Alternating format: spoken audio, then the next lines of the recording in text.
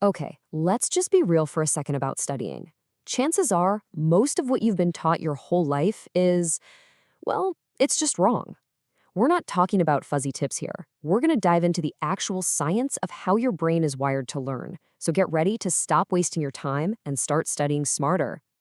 I'm going to start with a statement that might sting a little, but you got to hear me out on this.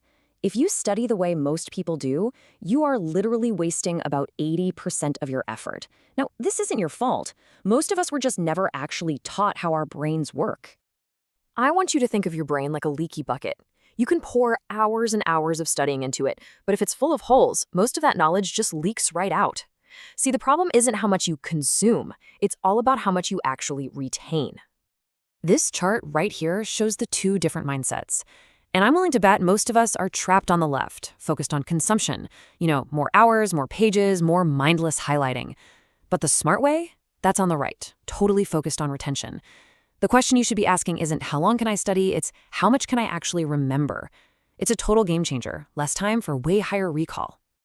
Still not convinced? Okay, check this out. Passive rereading, probably the most common study technique on the entire planet, has a retention rate of just 10%. Let me put that another way. For every hour you spend just rereading your notes, about 54 minutes of it is completely wasted. It feels like you're doing something productive, but really, it's a trap. So, if that doesn't work, what does? Well, let's look at a really high-stakes example. There was this study back in 2006 that followed surgical residents who were learning a critical, life-saving procedure. For them, remembering isn't just about getting a good grade. It's literally a matter of life and death. So the researchers split these surgeons into two groups. Both groups got the exact same study materials and spent the exact same amount of time learning. But a month later, one group's performance just absolutely blew the other one away. So what was their secret? Stick around because we are definitely going to find out. All right, before we solve that surgeon mystery, let's get you armed with a toolkit of some quick wins. Think of these as simple hacks you can use to prime your brain for some seriously high-efficiency learning. First things first, you gotta kill the sugar fog. Seriously, studies from UCLA show that sugar literally slows down your brain and wrecks your focus. So swap it for brain food like berries or nuts. Second, you gotta shift your mindset. Instead of dreading it, tell yourself, hey, this is easy. I'm gonna knock this out in 30 minutes. That simple belief actually has a huge impact. And finally, beat the clock. You know how work seems to expand to fill whatever time you give it? That's a real thing called Parkinson's Law. So set a timer for 30 minutes, create that focused urgency, and just watch what happens. Now, let's talk about the sniper method. This is the good old 80-20 rule. You have to stop trying to learn 100% of the material. It's impossible. Instead, you gotta focus like a laser on that vital 20% of topics that are gonna give you 80% of the answers on your test. Prioritize like a boss, and you will save a massive amount of time. Okay, now we're firing up the core engine of what makes learning stick. It's time to make that huge shift from being just a passive observer to an active participant in your own education.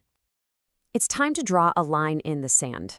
All that stuff on the left, rereading, highlighting, zoning out during lectures, you gotta drop those habits right now. I know they feel productive, but they are useless for building long-term memory. Where the magic really happens is on the right, with active methods like self-quizzing and teaching others. You have to remember this. If it doesn't feel like a struggle, you're probably not actually learning. The fancy scientific term for this is active recall. And I love this analogy. You can't get stronger by just looking at a dumbbell, right? You have to actually lift it. Well, active recall is the mental equivalent of lifting that weight. It's the act of pulling information out of your brain. That struggle, that effort, is exactly what builds your memory muscle. And look, the data just doesn't lie. Check out this learning pyramid. Passive methods like reading and lectures, they barely get you off the ground, 10–20%. But active methods? Whoa. Practice by doing skyrockets your attention to 75%. And actually teaching what you've learned to someone else, that gets you a staggering 90% retention rate. Your goal is to live at the bottom of this pyramid. So, it is time to solve our mystery. Remember those surgeons? We know active recall was part of their success, but they used one other master key, one technique that made all the difference in the world.